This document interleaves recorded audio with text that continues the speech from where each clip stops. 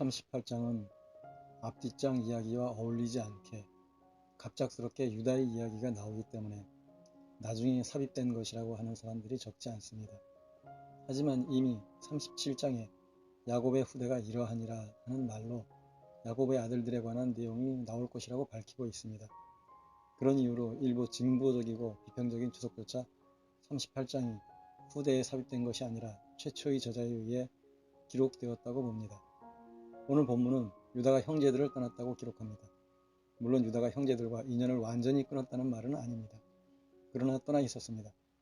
유다가 형제들을 떠난 이유에 대해서 성경이 말씀하고 있지 않아서 알 수는 없지만 유다가 어떤 이유로 형제들을 떠났던지 본문에서 유다가 형제들을 떠났다는 행동에 대해 밝히고 있는 것을 그저 무시할 수는 없습니다. 욥기 21장 14절의 말씀처럼 사람들은 하나님이 불편하면 하나님 우리를 떠나소서 하고 밀어냅니다. 아니면 탕자의 이야기처럼 자신이 아버지를 떠나버립니다. 요셉의 형제들은 형제인 요셉이 불편하여 떠나보냈습니다.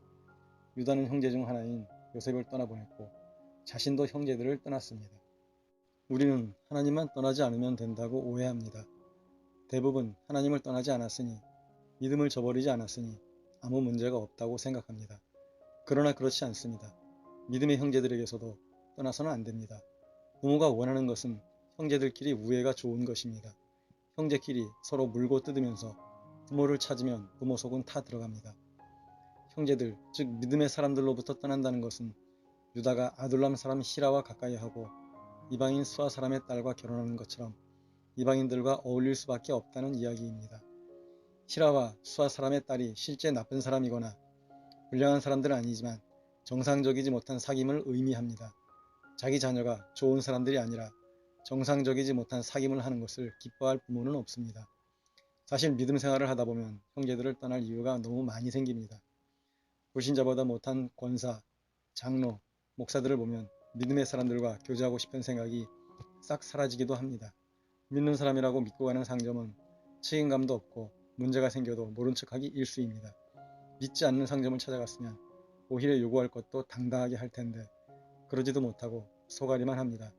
우리 마음 깊은 곳에는 믿음의 형제들을 향한 높은 이상과 기대감이 있습니다. 하지만 현실은 그렇지 못하기에 형제들에게 실망하고 마음이 떠나버립니다. 믿음의 형제에 대한 기대감이 크다 보니 실망감은 훨씬 크고 배신감마저 듭니다. 기억할 것은 나도 의도치 않게 다른 형제에게 실망을 안기고 상처를 준다는 것입니다. 우리는 늘 불완전하고 부족한 사람들입니다. 그래서 주님을 바라보는 것입니다. 주님은 형제를 미워하는 자는 살인하는 자라고 하시며 영생이 그 안에 없다고 경고하십니다. 형제를 위하여 목숨을 버리는 것이 마땅하다고 하셨습니다.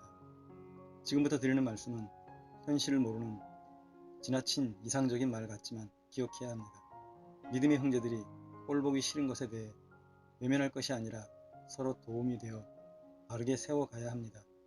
그렇다고 잘못을 직접 지적하고 가르치는 것이 아니라 서로 하나님의 말씀을 공부하고 기도하고 성경을 읽는 것을 통해 서로 인격과 성품과 성향들이 바뀌어야 합니다.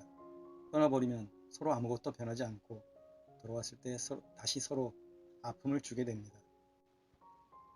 저도 그렇지만 성도들 간에 놀러 가자, 쇼핑 가자, 어디 맛집에 가자 하는 말은 서로 자주 하면서 우리 성경 읽자, 기도하자, 성경을 공부하자, 찬양하자, 전도하자 하는 말을 하는 것을 들어본 적이 많지 않고 그런 모임을 지속하는 경우는 더 없었던 것 같습니다. 먼저 그런 모임은 재미없고 재미있게 지속하기가 쉽지 않습니다. 그리고 신앙적인 것을 제안하면 잘난 척하는 것이 될까 싶어 조심스럽기도 합니다. 물론 자신이 제안했다고 모임에서 가르치려 들고 대장 노릇 하려고 한다면 누구도 좋아하지 않을 것이고 그런 모임은 지속될 수 없습니다. 먼저 제안한 사람은 모임이 지속되도록 중개자가 되고 뒤에서 지원자가 되어야 합니다. 신앙적인 모임은 누가 대장이 되어서는 안 되고 예수님의 말씀처럼 서로가 섬기는 사람이 되어야 합니다. 믿음의 형제들은 문제가 있을 때 떠나가고 외면하는 것이 아니라 서로가 하나님을 향해 갈 수 있도록 적극적으로 밀어주고 끌어주어야 합니다. 그러면 문제는 해결됩니다. 물론 말은 쉬워도 현실은 그렇지 않다는 것을 압니다. 엄청난 인내가 요구되기도 하고 속이 새까맣게 타들어갈 수도 있습니다. 하지만 그런 아픔을 견디고 서로 세워가는 것이 바로 믿음입니다. 성경 좀 아는 것, 주일에 예배드리고 돌아가는 것이 믿음을 보여주는 것이 아닙니다. 믿음이란 교회 역사 속의 선배들이 보여준 것처럼 하나님을 위해 자신을 희생하는 것입니다. 형제를 위해 목숨을 버리는 것은 하나님을 향한 사랑에서 나오는 것입니다. 형제들 간에 생기는 모든 문제의 해결 방법은 같이 하나님께 나아가는 길이 유일한 길입니다. 이것은 지나친 이상주의가 아닙니다. 엘이 어떤 죄악을 저질렀는지 기술되어 있지는 않으나 그는 악해서 하나님께서 징계하셨고 오난의 죄 역시 끔찍하게 비열한 행동이었습니다. 9절은 오난이 그 씨가 자기 것이 되지 않을 줄 알므로 형수에게 들어갔을 때에 그의 형에게 씨를 주지 아니하려고 땅에 설정하매 라고 기록합니다. 원어학자들은 얘가 들어갔을 때마다 라는 식으로 한 번이 아니라 언제나 그런 행동을 했다는 의미라고 합니다. 그렇게 본다면 상상할 수 없이 비정상적이고 악한 행동입니다. 대부분 잘 알고 있듯이 남색을 의미하는 소돔이라는 단어가 소돔성이 사건에서 유래한 것처럼 오난의 행동에서 체외에 설정한다는 의미로 수음이라는 오나니즘이라는 단어가 유래했습니다. 오난은 너무 이기적이고 자기 중심적인 생각을 가지고 있었습니다. 아버지는 형제를 떠났고 오난은 죽은 형의 기업 무르기를 싫어했습니다. 유다와 오난 모두 형제와의 문제를 보여줍니다. 동일한 상황에서 보아스는 룻을 맞아 기업 물을 사람의 의무를 다했습니다. 보아스의 경우를 생각해 볼 때 오난이 형을 대신하여 기업 물을 자의 의무를 다했다면 보아스와 같은 지위와 명예를 얻었을 것으로 생각할 수도 있습니다. 믿음의 삶은 보아스처럼 하나님을 위해 손해를 감수하고 자신을 희생하는 것입니다. 룻기 4장 6절은 이렇게 되어 있습니다. 그 기업 물을 자가 이르되 나는 내 기업에 손해가 있을까 하여 내가 물을 것을 내가 물으라 나는 물으지 못하겠노라. 하나님을 위해 아무것도 희생하지 않으면서 성경 좀 안다고 예배 참석한다고 자신이 하나님을 사랑한다고 자기 믿음이 대단한 것처럼 오해하지 말아야 합니다. 희생하지 않으려는 오난은 스스로 명예를 걷어차고 오나니즘이라는 영원히 부끄러운 이름의 출처로 남게 되었습니다. 세상에서도 옳은 일, 의를 위해 희생한 사람을 존귀히 여깁니다. 하나님의 나라를 위해 희생한 사람이 존귀하게 되리라는 것은 말할 필요도 없습니다. 오난을 교훈으로 하여 성도들은 하나님께서 책임지어준 형제간의 의무가 있다는 것을 기억해야 합니다. 그러한 상황이 다가왔을 때 오난처럼 외면하지 말아야 합니다.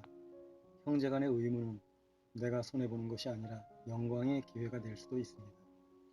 극단적인 개인주의가 일상이 되어버린 현대사회입니다. 그러나 자신이 하나님의 사람이라면 하나님의 것, 하나님의 나라, 하나님의 일, 하나님의 영광을 위해 혹시라도 희생해야 하는 것이 있다면 주저하지 마시기 바랍니다. 그것이 믿음을 증명하는 것이고 그 영광은 세상의 어떤 것과도 좋게 비교할 수 없습니다.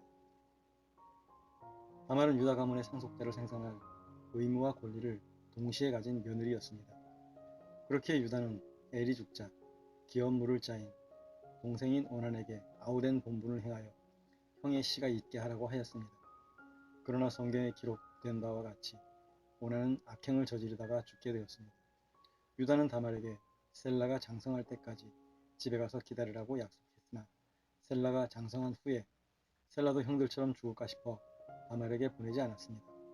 다말은 셀라의 약혼녀로 지정됐지만 시아버지가 셀라를 자신에게 주지 않자 유다 가문의 상속자를 생산할 수 있는 공식적인 며느리로서 자신의 의무와 권리를 행사할 방법을 강구해야만 했습니다.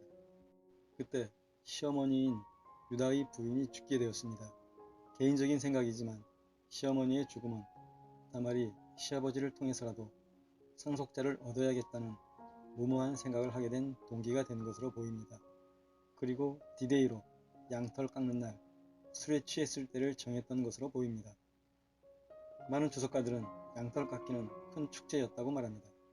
또한 양털 깎기 축제에는 포도주가 넉넉하게 제공되었다고 합니다. 사무엘상 25장에 나발이란 자가 양털 깎는 장면을 보면 이해할 수 있습니다. 유다가 포도주로 인해서 많이 취할 것으로 생각할 수 있기에 다말이 그날을 정한 것은 당연한 것이었습니다. 시아버지 유다가 포도주에 취해야 자신의 위험한 계획이 성공할 가능성이 더 높기 때문입니다. 야곱도 술에 취해 라헬과 레아를 구분하지 못했던 전례가 있습니다. 그 사건은 다말의 계획을 지지하는 듯 하고 승산이 있도록 합니다. 13절은 이렇게 말씀합니다. 어떤 사람이 다말에게 말하되 내 시아버지가 자기의 양털을 깎으려고 딥나에 올라왔다 한지라. 개인적인 생각이지만 어떤 사람이 시아버지가 양털 깎는 자에게 왔다는 것을 알려준 것은 다말이 미리 부탁한 것일 수도 있습니다. 그렇게 위험한 일을 어떤 사람의 말을 듣고 다말이 충동적으로 갑자기 저질렀다고 보기에는 적절하지 않습니다. 다말의 행동이 옳지 않고 부정한 것이 분명하지만 현재의 도덕이나 윤리적 기준으로 섣불리 판단하고 비난할 수 없습니다.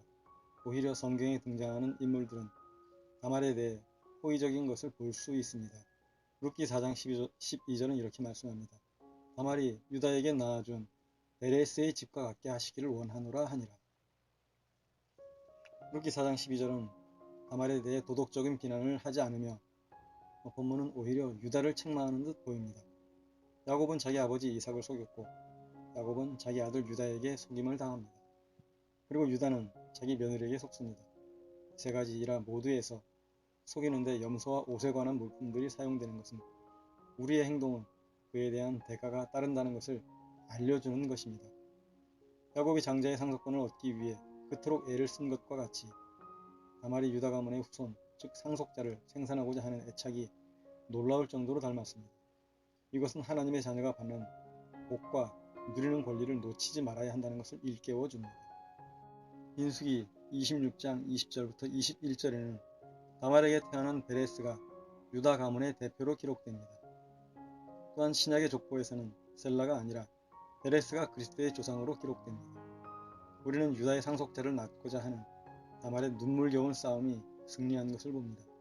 마태복음 11장 12절에 예수님께서는 천국을 침노하는 자는 빼앗는다고 하셨습니다. 침노하는 자라는 것은 포기하지 않고 용기 있게 전진한다는 의미이기도 합니다. 주님의 이 말씀은 야곱과 다말에게 적절히 어울리는 말씀입니다.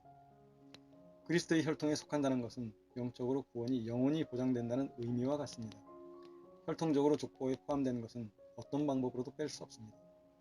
족보에서는 지울 수 있을지 모르지만 로만의 모든 피를 바꿀 수 없고 DNA를 바꿀 수도 없습니다. 진실을 감출 수는 없는 것입니다. 그리스도의 십자가의 보혈로 구원받은 하나님의 자녀가 되는 것은 사람의 혈통과는 비교할 수 없습니다. 그 구원은 아무도 취소시키지 못하고 무효화시킬 수 없습니다. 우리의 구원은 그리스도의 피로 보장된 것입니다. 본문은 그리스도의 족보에 관한 이야기로 그리스도의 족보가 어떻게 이어졌는지 알려주고 있습니다. 그리스도의 혈통이 중요한 이유는 하나님이 사람이 되셨다는 분명한 역사를 보여주는 것이기 때문입니다. 그리스도의 족보는 하나님께서 인간의 역사 안에 들어오신 것입니다. 하나님께서 인간의 역사 안에 들어오셨다는 것을 단순하게 생각 없이 말할 수 있지만 하나님께서 인간의 역사에 들어오셨다는 것은 상상하기 힘든 엄청난 은혜이며 충격적인 일입니다. 적절한 비유는 아니지만 7, 80년대 달동네 무너져가는 판잣집을 떠올려 봅니다. 당시에는 판잣집에 들어가면 작은 마당을 중심으로 빙 돌아가며 부엌, 방 그렇게 다닥다닥 붙어 있었고 그 좁은 방 하나마다 적어도 대여섯 명의 한 가족이 살았습니다. 그렇게 한 가족이 사는 방에 영국 여왕이 들어와 33년을 산다면 사람들이 얼마나 충격을 받겠습니까? 아마 노인네 드디어 노망 들었네 라고 할 수도 있습니다. 하지만 이 비유는 터무니없이 적절하지 않습니다. 비록 여왕이라도 그는 사람이기 때문입니다. 종종 개미나 곤충들을 투명한 아크릴 상자에 넣고 기르는 사람들이 있습니다. 개미들이 집을 만들기 위해 땅을 파고 땅속에 길을 내는 것을 흥미롭게 관찰합니다. 그렇게 개미나 곤충에게 먹이를 주고 온도를 맞춰주고 정성을 다해도 곤충들의 심정을 알 수는 없습니다. 기르는 사람이 직접 곤충이 되어 봐야 합니다. 적절하지 않은 비유를 다시 들어봅니다.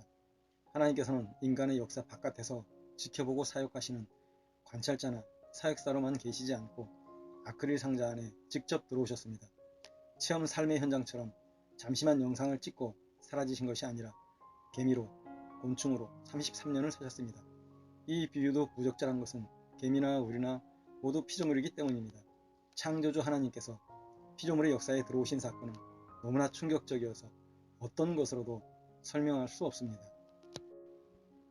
그리스도의 족보는 이처럼 창조주 하나님께서 나를 얼마나 사랑하시는지 그 놀랍고 어마어마한 사실을 우리에게 알려주는 것입니다. 역사에 들어오셨던 예수님은 실제 육신이 겪은 것을 동일하게 겪으신 분이십니다. 그렇기에 하나님께서 지금의 내 심정을 알긴 하실까 하는 생각은 하지 않아도 됩니다. 아무도 하나님께 우리 심정도 모르면서 그런 말 하지 말아요 라고 할 수 없습니다.